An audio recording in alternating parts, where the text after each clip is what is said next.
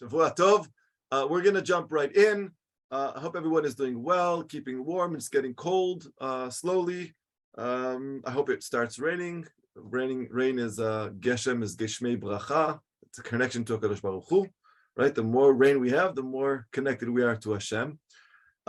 We are in Perek Gimel of Sefer Daniel.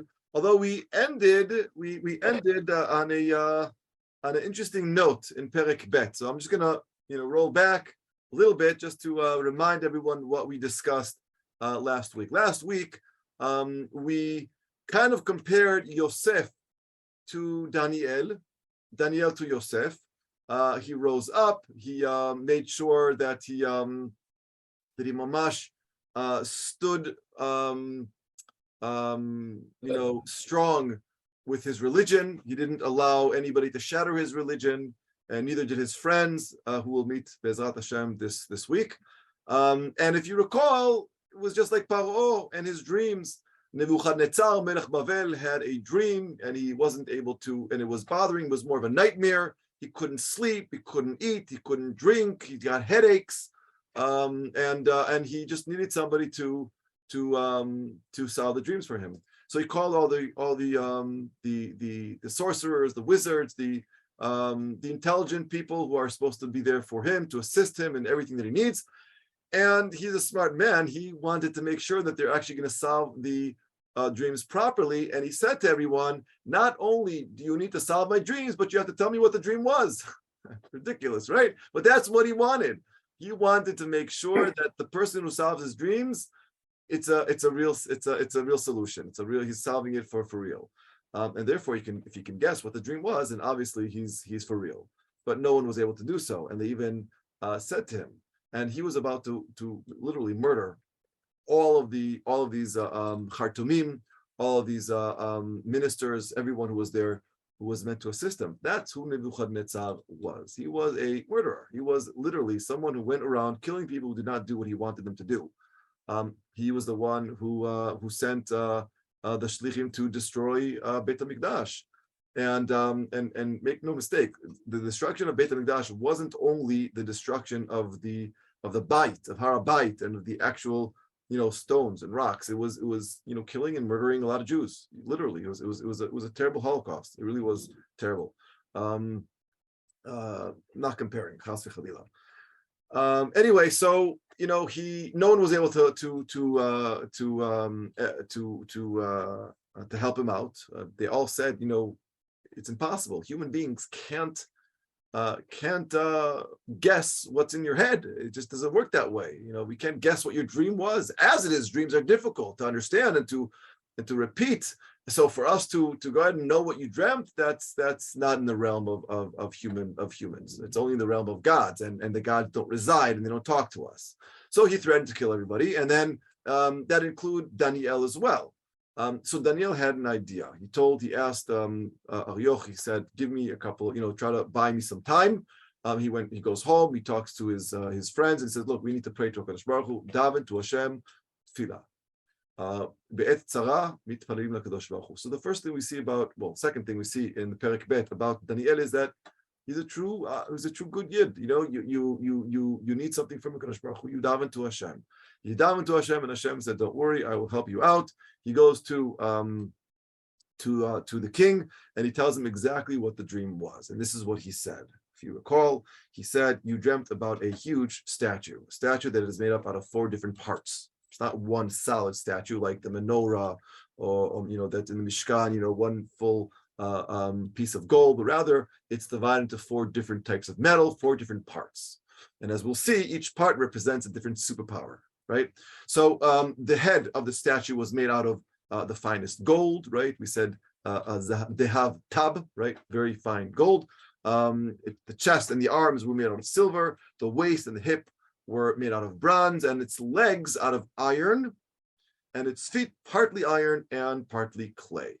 Right, kind of like both. Now, clay is not very strong. If water gets to it, it could crumble. And that is a clue to what's going to happen, but it's mixed in with iron. Iron is extremely tough and very, very, very strong. So having iron and clay, they don't fit together. And we'll see in a second, I'll show you some maps that I created that will help us understand who these superpowers are. Either way, the dream that Daniel solved was, he said that a great stone came all the way from nowhere, from some kind of mountain or from the heavens. It's not really clear. Either, like in all dreams are just not clear. You have, when you're dreaming them, they're extremely clear, but when you wake up, it's very difficult to remember every little detail. So a stone came out of somewhere, and it struck it broke loose, and it struck the iron and clay feet. That's if you wanna, besides David and Goliath, we hit him right over here, right? In most cases, you want to tackle the feet, and when you tackle the feet, the idol statue just falls down, and that's what it shattered into the ground into many pieces. But the stone, as we mentioned, the stone grew into this great mountain that covered the entire earth. That was his dream. Pretty cool dream. But it bothered him, and for right reasons. Why is there a statue with different types of types of metal, and why is there a stone that shattered, and why has the stone become this great mountain? So we said there that what Daniel solved, and of course he was very clear that that solving the dream is not coming from him; it's coming from Kadosh Baruch Hu, just like Yosef Tzaddik. And he basically said that these four parts are four big, great empires, four great kingdoms, four kings, and you, Bavel, Melech Bavel, is the head. You are the head, you are the gold, you are the strongest of all of them. But he was saying basically that there's going to be four kings, four empires, and we're going to see a little bit who these empires are. It's also mentioned in Perek Zayin, which we're not going to read today, but it's when you get there, we'll see there's a little bit of a parallel between the two of them. And then he says, after you fall, after Bavel fall, because Bavel, you will fall. And that's what he says to him. You will fall. Nobody lives forever, and no kingdom, no empire lasts forever. But you are the strongest one. And he made a point to tell him that you are the strongest one because he is. Don't forget, he was the one that God used to destroy the Beit HaMikdash. That takes might. That takes a special type of a human being to be able to destroy the house of God. Not everybody can do so.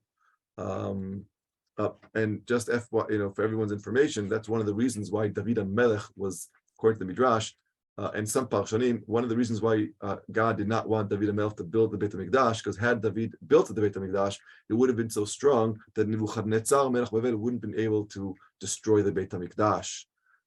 Hence, Shlomo ended up building it because there was a whole great plan that was already set in motion previously. Either way, he tells him, you are the head of gold. And after that, there will be another empire, not as great as him, Ashur, Paras, and that's symbolized by silver. Silver, everyone, silver. Some people think of silver as the second tier. It's not as prestigious as gold. It's second to gold.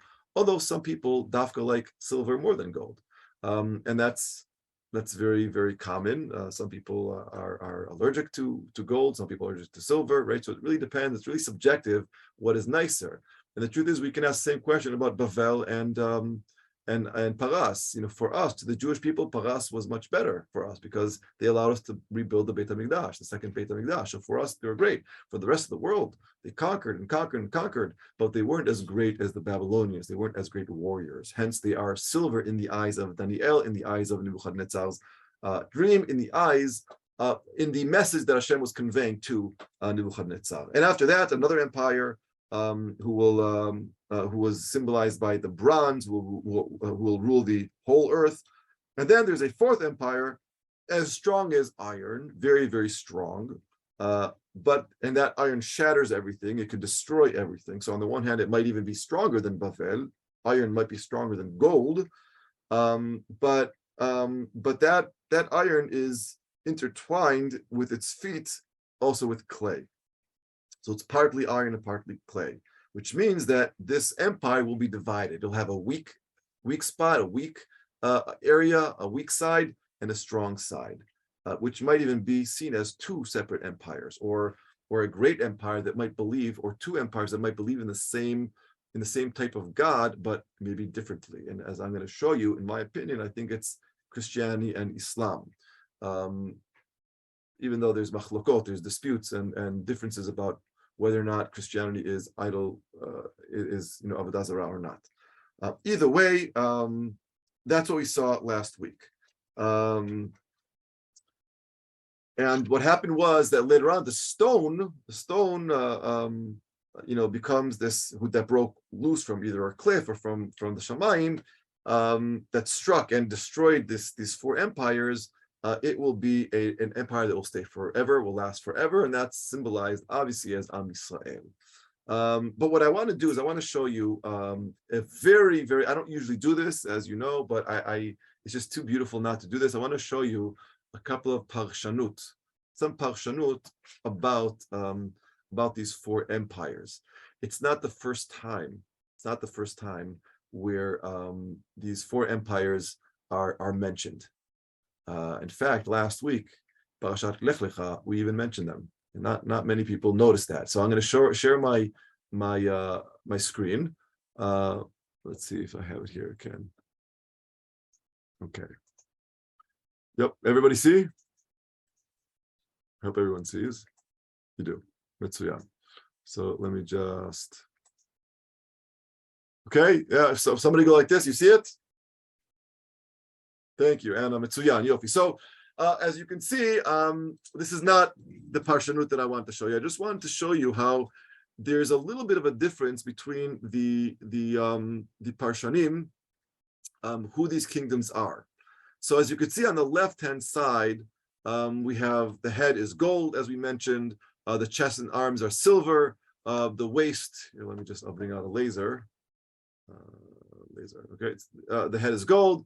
Chest and arms are silver. Waist and hips are bronze. And then the legs, as we mentioned, are iron, and the feet are clay. It's kind of like two of them, right?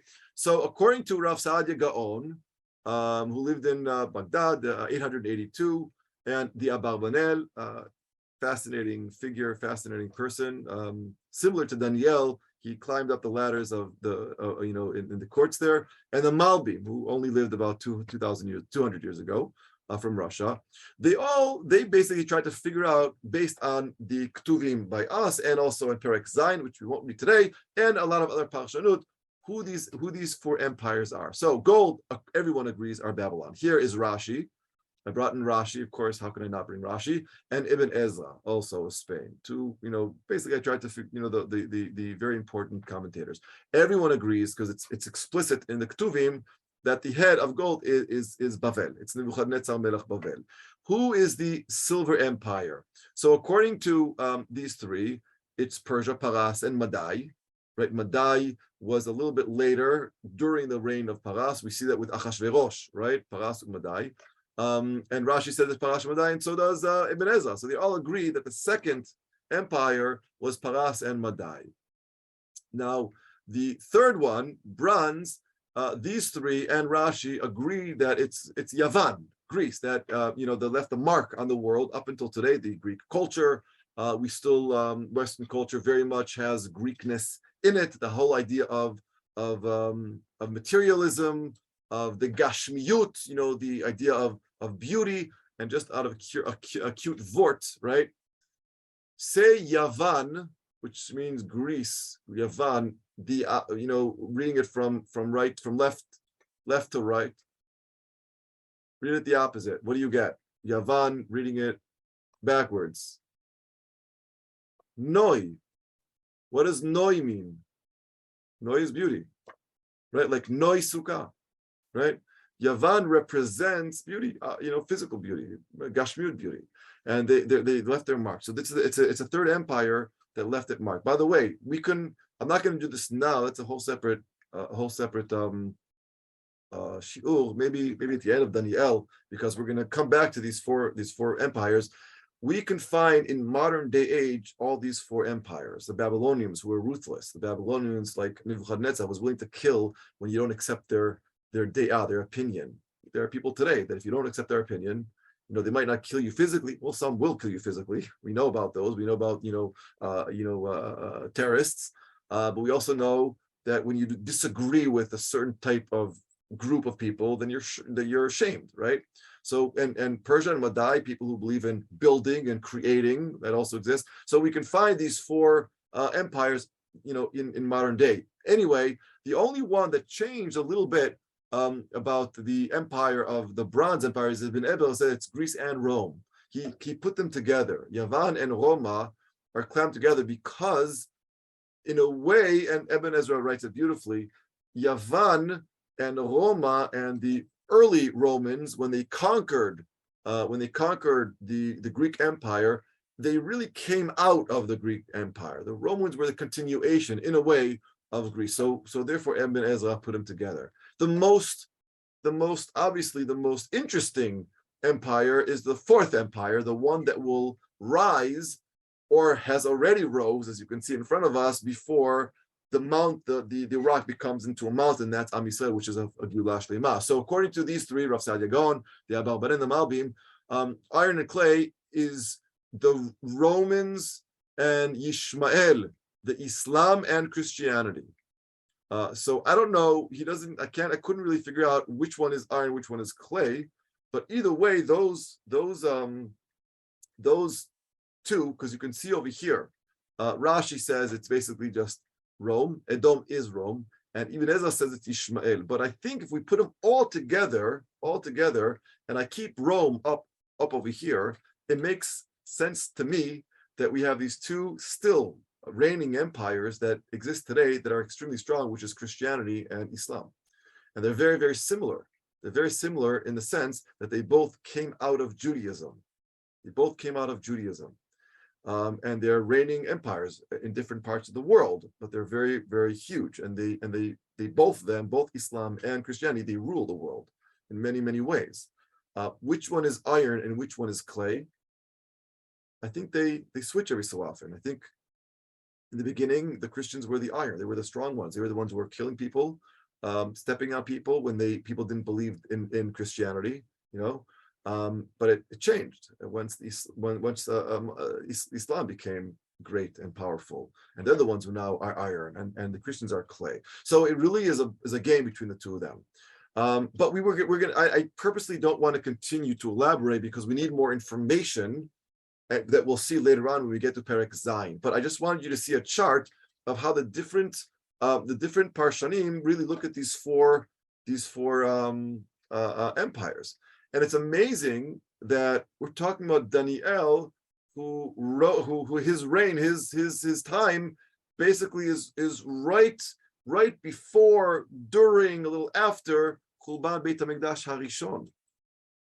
So as we saw in the introduction 2 weeks ago, Daniel only witnessed Bavel and Paras. That's the only two empires that he witnessed, but he yet spoke about these two as well. So Mamash was a Navi. But what I find very interesting, what I'm going to show you in the next slide, is the very interesting midrashim that talk about these four malchuyot, these four empires. So the Mechilta Rabbi Ishmael talks about Brit Ben Abetarim. What is Brit Ben Abetarim? Brit Ben Abetarim, those who read Hebrew, please just, while I'm talking, you can read the slide. It's the covenant, the brit between Am Yisrael and HaKadosh Baruch Hu that will last forever. It is the covenant that creates a bond between Am Yisrael and HaKadosh Baruch Hu. And according to the Mechilta de Rabbi Ishmael, which is a very, very important work, dating back pre-Tanaic times, which Mechilta mean it is very important. And he basically says that God was telling him about these four malchuyot. So it's not Daniel. Daniel is not the first one. Well, I should say Nebuchadnezzar is not the first one to dream about these four malchuyot. So he tells him in Brit Ben-Tarim, he tells him about the Arba malchuyot. So he says, for instance, when he goes through, I didn't want to waste too much time on this, but when he talks about Eima Chashecha Gedola Nofelet Alav, when it was dark and he was very scared and he was feared, right? That's when the Brit Ben-Tarim started. So that represents, that fear that Avram had represents Bavel, fear. And being scared because of what Bavel did. They annihilated and destroyed Am Yisrael's, Beit Hashem. The Chashecha, the darkness, represents Malchut Madai. If you recall, Malchut Madai during the time of Achashverosh with Haman, trying to annihilate all Jews. And the Chashecha Gedolah that is used there, the text used Hine Eima Chashecha Gedolah right over here. Hine Eima Chashecha Gedolah Nofelet Alav. Right, these here I'll highlight it so you can see what I'm talking about. Highlighter these. V'hinei eima chashecha gedola nofelet elav, says the pasuk. So basically, the Mechilta is actually just going through what they mean. So Ema, Gedola, is Bavel. Chashicha is Madai. Malchut Yavan, Gedola is Malchut Yavan. Nofelet is the empire that will eventually fall. And that is Malchut Revi'it Roma. Christianity, some say, as we saw, maybe Islam, they're going to eventually fall. And what will remain is us, Am Yisrael, which will remain forever. So it's interesting how the Parshanim basically explain the pasuk that basically show the tahalich going from a covenant connected to HaKadosh Baruch Hu, Am Yisrael, and what's going to happen in the future. But that doesn't end there. I wanted to show you another very, very interesting way to see these four empires from a totally different place, from Breshit, from Bereshit bara Elokim, et hashamayim ve'et haaretz, ve'haaretz hayta tohu vavohu. So in Breshit Rabbah, Rabbi Shimon explains that we can find these four malchuyot in the psukim.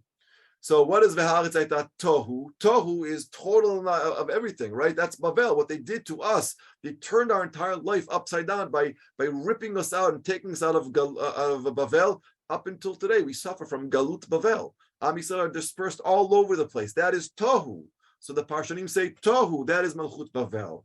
In Yirmiyahu, it says Ra'it et haaretz ve'hinei tohu. We're going down from complete Tohu to a smaller level of Tohu. So that's Malchut Madai, Paras and Madai, because that's silver according to the statue that we saw. So it's a little, beneath Bavel, which is considered gold, right? And in Esther it says Vayaviru le'avit Haman, and the word Choshech zo Malchut Yavan, because they tried to, as you know, the Gezerot, no Brit Milah, no learning Torah, they tried to bring darkness onto Am Yisrael. So interesting. And then he says, the Breshit Rabbah says, Al Pnei Tehom, on top of Tehom, ze Malchut HaResha'a she'en la Cheker. The Midrash Rabbah says, we don't know who the fourth one is. Is it Iran?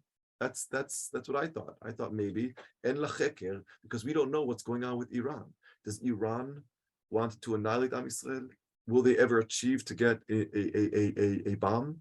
Will they ever use it to annihilate Am Yisrael? En la Cheker, we don't know. So that's what I thought when I was reading this. That Haresha'a she'en la Cheker, the fourth empire that is totally wicked, but we're still investigating. That's what we're doing now with Iran, right? So interesting how we can see these four empires through the lens of the Midrash that were written over 2,000 years ago, also way before Daniel. We're talking about maybe. So it's just very, very interesting. Tov, the last one I wanted to show is even better. I like it to say it is from the borders of Gan Eden. The borders of Gan Eden have four rivers, right? We all know that. We saw that when we read Parashat Bereshit. And these four rivers, they're called a Nahar, right? Nahar, Hagichon, Pishon. But it's interesting in the Ketuvim, in the Torah, it doesn't say that here. Let me just get a highlighter. It says, and it doesn't say Neharot or Neharim. It says Ledaled Roshim, that the main river splits into four heads of the river. Ledaled Rashim. So the Midrash Rabbah says, Daled Rashim, those are four empires. Elu Arba, over here, Elu Daled Malchuyot, Keneged Daled Rashim. Fascinating. It's just unbelievably fascinating. So Shem Echad Pishon. Pishon is Bavel. Al Shem Upashu Perasav. Hu Asovevet Kol Eretz Achivela. It's an entire. It encompasses everything. Is the grandest of them all. Allah ve'ekifet Kol Eretz Israel. So of course that's Bavel, the one that surrounded us, and there was a siege around Yerushalayim, and they annihilated Yerushalayim, and they destroyed the Beit HaMikdash. The second Nahar is Agichon, which is considered Madai. Haman. Al Shem al Gechoncha Telech, right? Madai. So Chidekel is Yavan. I'm not going to go into all interpretations of everything. I just want you to see how the Midrash really finds these four empires everywhere. And then the last one, Harevi'i, is Prat, Zoedom, Shehefera vehetzera levanav, that made us terribly uncomfortable. Maybe Edom is Christianity, right? So it's just so nice to see how the dream that Nebuchadnezzar had about these four empires exists in our Ketuvim in different ways. So that's interesting. Now I want to show you some interesting maps so you can see the gold, the silver, the bronze, and then the iron and clay. So if you look at the map in front of you, these are not my maps. Obviously, I just took them off Google. I didn't, this is for the sake of the shiur. I'm not going to use these or anything like that, but I just took a map that shows the borders of the Babylon Empire. Now, it wasn't as big as some of the others, but it was definitely the strongest, right? And that's why it's considered the gold, because it's the strongest. But look at how it develops. This is Paras Umadai, much bigger. So Bavel was here. Let me, if I go back, these are the borders, right? So this is Sinai, a little bit of Egypt over here with the Nile, okay, the Yeor over here. We have the area up here, which is the area where we get to the Persian Gulf over here. This is Jordan, so it's not that big, right? So if I would draw it, here, let me get a pen. If I draw it, it's something like this, right? So this would be the borders of Bavel, right? So you can see it's smaller, but it was stronger. It's stronger because it had less borders to defend. So when it has less borders to defend, obviously it's stronger. It could preserve its borders. It could preserve its strength. Either way, Persia is much bigger, as you can see. But they're considered silver. They didn't last as long, and they weren't as powerful. We had those who learned with me Ezra, Nehemiah, but also before in Melachim, will notice many times tiny little armies from different places, trying to peck at you, trying to get into your territory, and that's what happened there. So this is Lechol Hadeot. This is the second empire. Then we get to the third one, which is Roma, right, or Yavan. Look how huge it is. It is much bigger. I mean, if this is the Godel, the frame of Paras and Madai, this is bigger.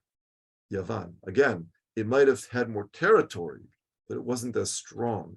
And then we get to the fourth empire, which is now in a dispute. But I wanted to show you what I tried to show you, how I think it's mamash Islam and Christianity. It makes sense also because they're the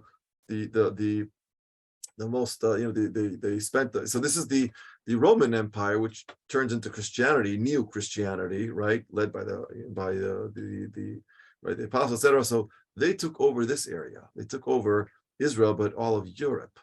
Whereas look at this. This is the Islam Empire. Look at this. This is the Muslims. I mean, this is not the area where the Christians are. So who's iron? Who's clay? That's an open-ended question right now. I think, like I said, it keeps on switching between Islam versus Christianity. But this is Islam. It's huge. It's much bigger, right? And here, which is basically Christianity, it's smaller. But as we saw before, Bavel was smaller, but it was the strongest. So maybe at times the smaller one, Christianity, is stronger than Islam. Either way, I thought it's just very interesting to see the development of these different empires, to see that's what Daniel is talking about in the nevuah that he got, that he has to solve the dreams of Nebuchadnezzar Melech Bavel. So having said that, I think that it encapsulates the second parak very well. At least we understand what's going on. And why Nebuchadnezzar had a nightmare. Learning about these things are difficult to understand, and therefore, thank God for Daniel, who literally saved most of the ministers and most of the Khartoumim, the wizards and the assistants and the professors and the doctors who were there to assist the king, who the king Nebuchadnezzar was ready to kill and murder like that. Daniel saved all of them, which means that Daniel now has a name in the empire. We saw that Nebuchadnezzar accepted the fact that Daniel is unique and that the God of Elohei Shmaya, right, is very, very important. Number one. Number two, everyone around him now sees this kid, this child who grew into this great man, this great assistant to the king, and it will develop later on to political ego competition and friction. We'll see that later. Perek Gimel that we'll start now doesn't have Daniel in it at all. Perek Gimel discusses three of his friends, Hananiah, Mishael, and Azariah. Okay, it's another interesting story, which you all know about and learned about. I don't know if you ever read it inside, but it's the story of the Kivshan Ha'esh. Kivshan Ha'esh, the three go into fire, into a furnace, and they survive. That's the story that we're going to read.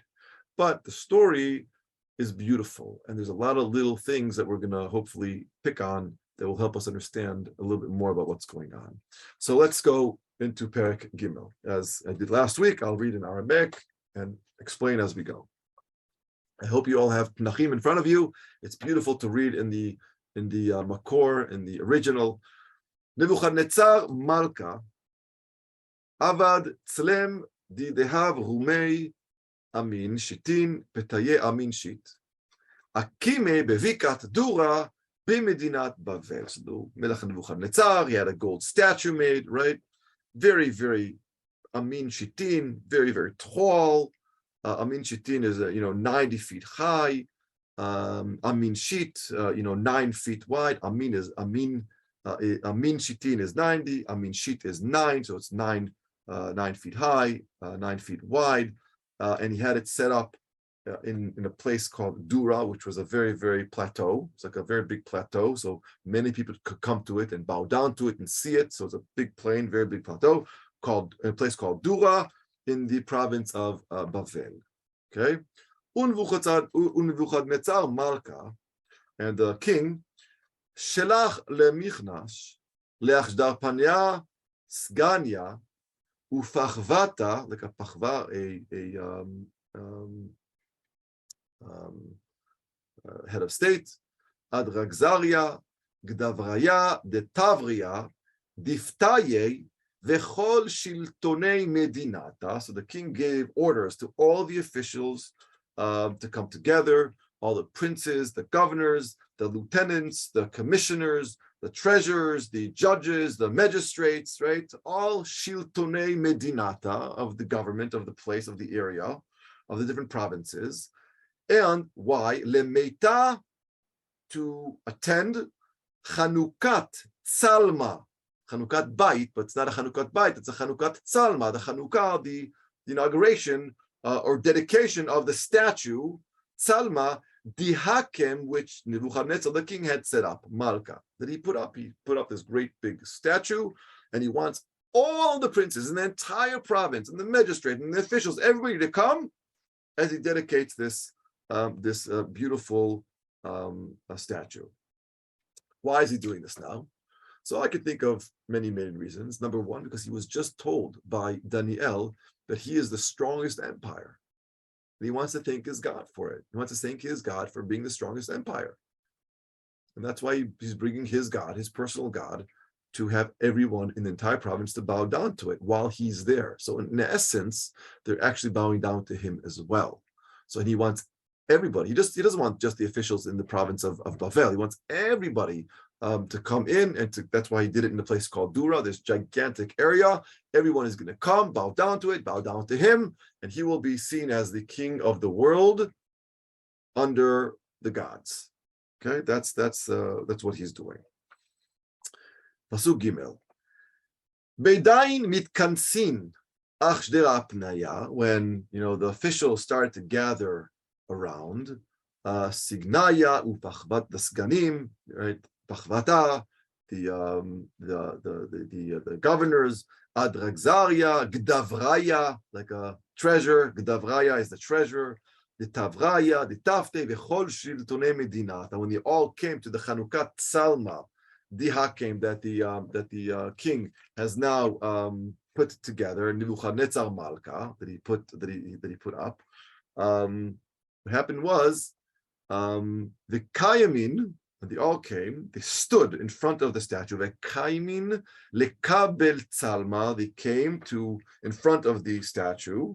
The Hakim Nebuchadnezzar, and they stood in front of the big tzalam. They all came, and kind of they were like, I guess it probably went according to their rank. They stood in front, the higher officials, got to be closer to the king. And as you got further, the ranks went down in the hierarchy, and they all stood right before the tselem, the statue, waiting for orders from Nebuchadnezzar, Melech Bafel. And what happened? Pasuk Daled. V'charoza karei v'chaim. And he announced in a loud voice, not him, a cruz announced like a big megaphone and says, okay, now you will hear the orders of the king. What are the oldies? Lechon amrin, tell all the people, amemaya, in the nation, umaya velishnaya, in all languages. So you could just assume how many languages this was probably told. Tell everybody, all the nations and all the language, and this is what he said, right? All the races, everything that needs to be to everyone that has to be heard. What did he say? Be'idana di tishmeun, you will hear the sound. Di idana, when you hear, be'idana di tishmeun, when you hear the sound of.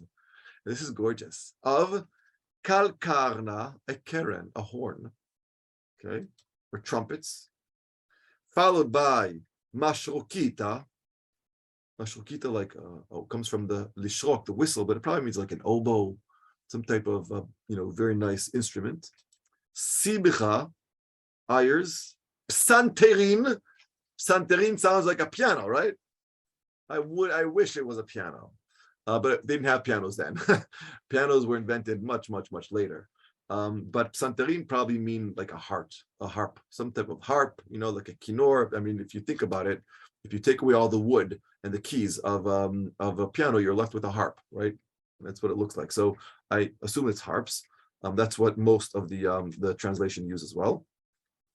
The whole zane zimara, zimra, an entire concert, the whole symphony, right? Then when you hear the symphony strike a chord, strike a beautiful melody, what are you going to do? All of these officials, tiplun, you will fall down, v'tisgedun letselem. As soon as the music starts, what I want you to do is bow down. I want you to worship this new gold statue. Dehava, a statue of gold. Why a statue of gold? So one would say, because it's the most important, it's the most expensive, but why? Because he would just heard that he is gold. His empire is gold, and therefore the emphasis is only gold. You didn't have to say gold. The statue of gold, you could have just said the statue, but he emphasized gold because he's convinced and he's convincing others, I am gold. It's narcissism. I am the gold. It's all about me. It's all about what I have done. Dihakem Nebuchadnezzar Malka, that Nebuchadnezzar himself built. Of course, he didn't build himself, but obviously it represents him. That's my interpretation, but it means that he built. But Uman dilo yipol ve'yisgod, those who do not bow down and worship my statue or this golden statue, what is going to happen to him? Well, you guys know what's going to happen. We know what happens when people don't listen to Nebuchadnezzar Bavel, right?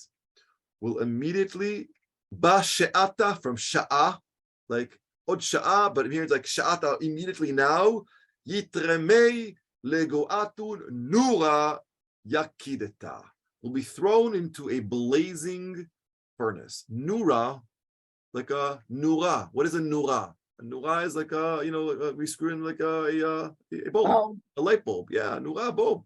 A lot of ivrit that we have is it's a Shemi, right? It's a language of the Shemi. Aramaic, is also the same thing. So therefore, it's very, once you get to know the language of Aramaic, you'll see when it's read properly and with the right enunciation, you could start understanding Aramaic, right? I'm sure a lot of you start understanding it without having a translation in front of you. Anyway, that's what he's going to throw them into a burning furnace. And so, kol kavel dena, as soon as they heard the sound, beizimna kede sham'in, when they heard kol amemaya, the entire nations, all the amim, kal karna, when they heard the keren, the horn, mashrukita, the oboes and the whistles and the flutes, and katros sabicha psanterin, and the harps, the chol zene zamara, and all of the different instruments striking a beautiful melody, beautiful music.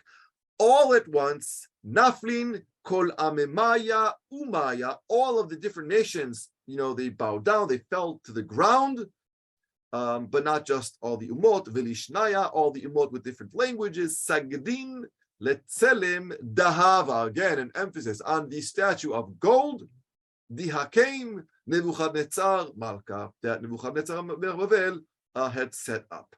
So that's what happened. He builds a beautiful statue of gold. He tells everybody to come from all the different provinces. Think of the beautiful,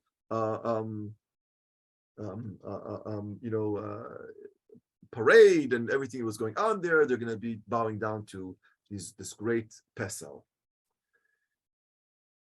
And then Pasuk Chet comes. Kol kavel dena bezimna, krivu guvrin kasdaim. It was then that some Babylonians, some Kasdim, took the opportunity to denounce ve'achalu kartzeihon di Yehudaye, to denounce the Jews. And I cannot think about how terrible things happen when all these goyim get together and they're in this ecstasy of religion, bowing down, and I can only fathom that there's lots of wine there, and because that's what the rituals of bowing down to gods and wine and promiscuity. The first thing that some of these Rishonim do is let's get some Jews, and torture them, right in the midst of their religious experience and expression. Some of them just want to hurt Jews. And we're talking about the time of Daniel. But this happens, during the time, during COVID, when we had, there was a couple of horrific, New York, with Black Lives Matter, horrific, terrible demonstrations. And we saw pictures of some Jews, some Hasidim walking by. And what happened? They started picking on them, kicking them, shoving them, because, hey, there's an opportunity to get some Jews. That is what is happening here. And this, when I read this, it only proves to me how true everything we're reading in this book is, because this is the way the world, the Goyim, work. They're in the middle of an ecstasy of bowing down to their gods, with alcohol and women and God knows what. And they said, let's use this opportunity to hurt some Jews. Stam, just because. And what do? Ano ve'amrin leNebuchadnezzar Malka le'almin chayei. First of all, they go to the king and say, "May your Majesty live forever." Right? It's called chanfanut. They want to litchanef. They want to suck up to the king, like Yechia Melech, right? That way, they get his attention. And they're also turning to him as the king, Chayei Malka, last forever. And this is what they say.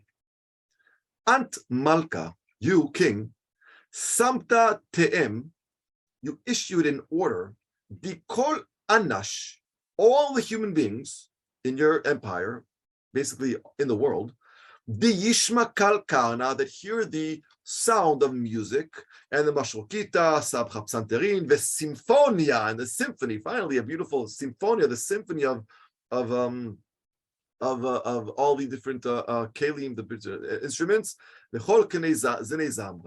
You said that we all have to Yipol ve'yiskod le'tzelem dehava. You said that we all have to bow down and worship this gold statue, meaning worship you, Yechia Melech, right?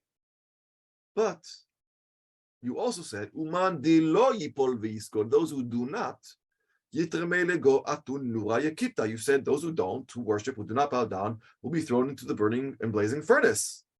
Well, you should just know, king.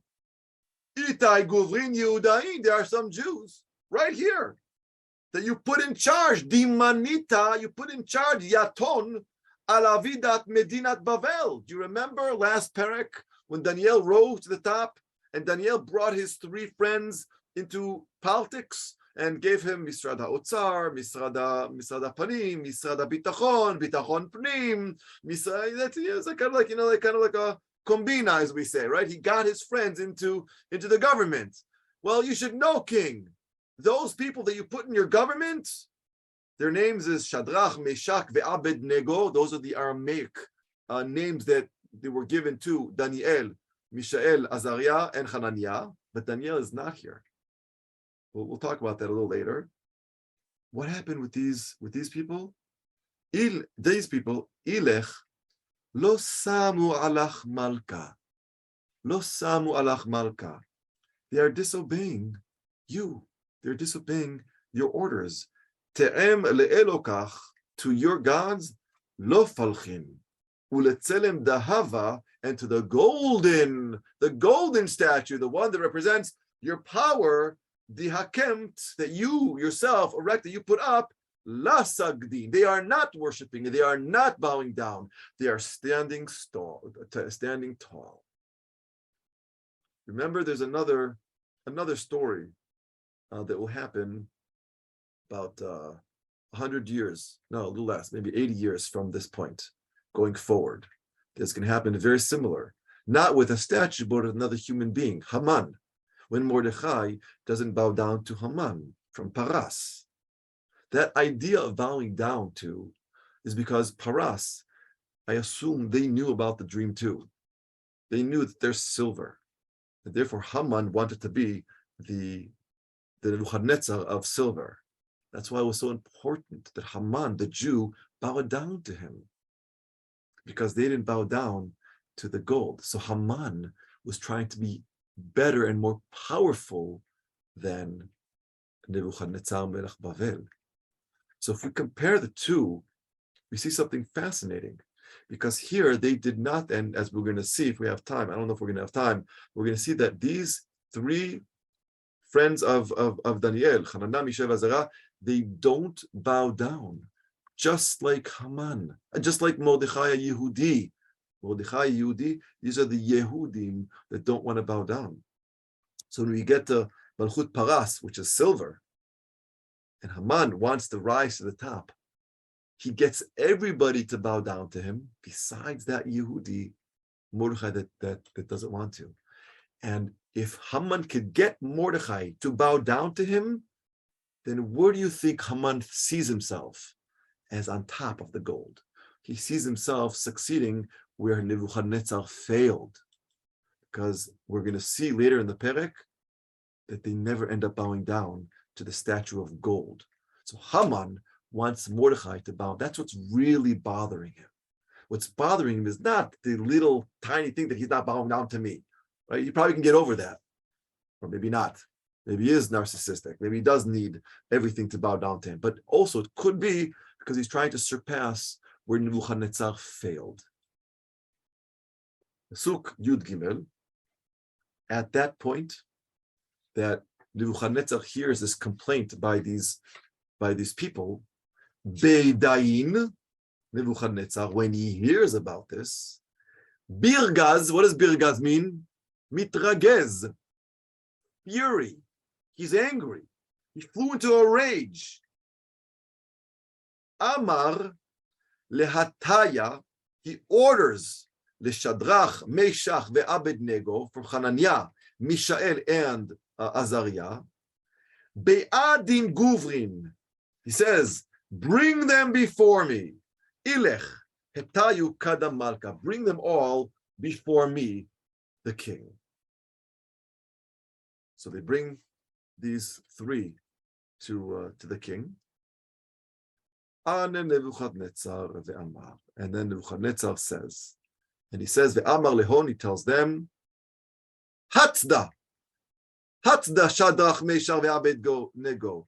Hatzda Shadrach, Meshach, ve'Abednego. What does Hatzda mean? Chutzpah. Really? Hatzda. It's a chutzpah. How dare you? How dare you, Shadrach, Meshach, ve'Abednego? How dare you, le'Elohai, lo aiteichon falchim? That you, how dare you, right, not worship my God? Is it true? Is it true that you're not worshiping my God? Uletzelem dehava, and to the statue, the hakemet that I put up, lo sagdin, you don't bow down to it? Chutzpah, how dare you? Hatzda, Chutzpah. Next time you want to say chutzpah, say hatzda instead. People know what, they're not going to know what you're talking about, but you know what you're talking about. Chutzpah. Pasuk tetvav. Ke'an hen atechon. As soon as you hear atechon atidin di v'idna di tishme'un kal kara mashrukita sapcha psanterin v'simfonia. When you hear the music, the kol znei zemara and all the instruments, tiplun, fall down, tisgun et salma, and bow down to the sound of the statue, the avadate that I made. He's giving them another chance. He's saying, look, I understand it's a chutzpah. I'm going to give you another chance. I'm going to ask the symphony to strike another chord. I'm going to ask them to play some music. Please bow down. It's Ke'ilu. He's saying, I don't want to kill you. I know who Daniel is. He happens not to be here now. Maybe he was on some kind of shlichut. But I know. I know who you are. Bow down. I'm going to give you another chance.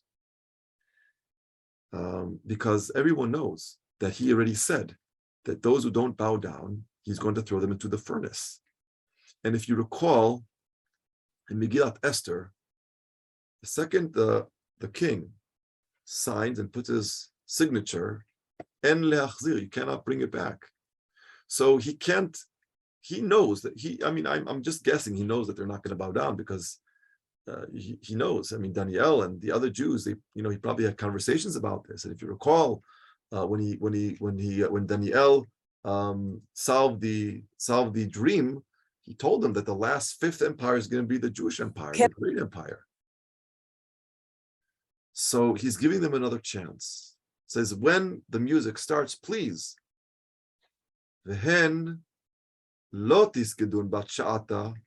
If you don't, immediately titremon legoatu nura yakita. I'm going to throw you into the furnace. I have no other choice. Right? Umanhu eladi yeshzevchunen min yadai. It's out of my hands. Right? I can't do anything about it. And they say to him, Ano Shadrach, Meshach, ve'Abednego. And they answer him and they say, Amrin Maka, they say to the Melech, Nebuchadnezzar. They're turning right to him. They're using his name. Nebuchadnezzar, La chashchin anachna al dena pitgam lehavutach. They say, Your Majesty, we will not try to defend ourselves. I'm not going to tell you, we're not going to defend ourselves. We're not going to fight if you want to throw us into the furnace. Hin itai elahana, if our God, the anachna falchim, the one that we worship, the true God, yachil leshezavutana, that we serve, is able to save us, min atu nura yakita, from the blazing furnace, umin yadecha malka, and from your power, then he will. Yeshaziv. We're not going to disobey you. You want to throw us into the furnace? Gazintahed. Throw us into the furnace. We're not going to fight it. But I want you to know, if we're saved by our God, he will save us, then we're saved. If he doesn't, so be it. We are willing to be moser nefesh in order not to be mishtachaveh to avodah zarah. This is the first time that we have this kind of mesirut nefesh, where you have these three people that are willing to put their lives on the line without defending themselves, putting their lives in the hands of HaKadosh Baruch Hu for Kiddush Hashem. First time in the Tanakh that there will be, we hear the story about Avram going to Kif Shana Esh by Nimrod. That's a midrash. This is mamash the Ketuvim themselves. And the last pasuk that we're going to read today, pasuk Yudchet, Vehen lo yedia lehavelach malka di leelachach la itana falchin right? Even if he doesn't, even if God does not save us, I want you to know, King, be sure we will not worship. Lo itana falchin uletzelem dehava. We will never worship or never bow down to this golden statue, the hakemta lo niskod. We will not bow down. We will not give up our God. We are trusting in our God. Either he saves us or he doesn't. We're willing to die for our God. That's what they say. So what do you think is going to happen? Well, we're going to have to wait until next week. For those of you who want to continue, I ask you to only read the Aramaic. Try to start figuring out the Aramaic, because at the end of Daniel, hopefully some of you will read Aramaic and you will start understanding Aramit. Bezrat Hashem. Tov. So Shavua Tov, everyone. And I'm sorry to do this to everyone. I know we're in the middle of it, but hopefully we'll continue next week. Bezrat Hashem. So Shavua Tov.